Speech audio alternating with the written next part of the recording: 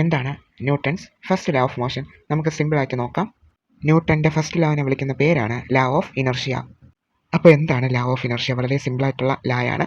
നമുക്ക് നോക്കാം.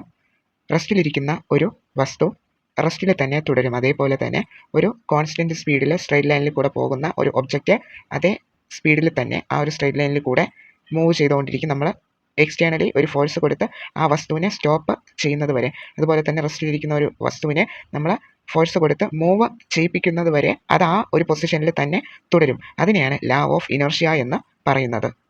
Example consider ചെയ്യാം. നമ്മൾ ടേബിളിൻ്റെ പുറത്ത് കുറച്ച് ടെക്സ്റ്റ് ബുക്ക്സ് അടുക്കി വെച്ചിട്ടുണ്ടെന്ന് വിചാരിക്കുക. അങ്ങനെയാണെങ്കിൽ നമ്മൾ ആ ടെക്സ്റ്റ് ബുക്കിനെ അവിടെ നിന്ന് എടുത്ത് മാറ്റാതെ ആ ടെക്സ്റ്റ് ബുക്ക് എന്ത് ചെയ്യത്തില്ല, അവിടെ നിന്ന് അനങ്ങത്തില്ല. അത് ആ റെസ്റ്റിൽ തന്നെ തുടരും.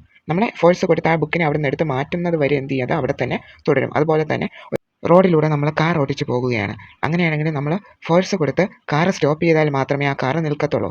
അല്ല എങ്കിൽ എന്താണ്, ആ കാർ അതേ സ്പീഡിൽ തന്നെ ആ റോഡിലൂടെ പൊയ്ക്കൊണ്ടിരിക്കും.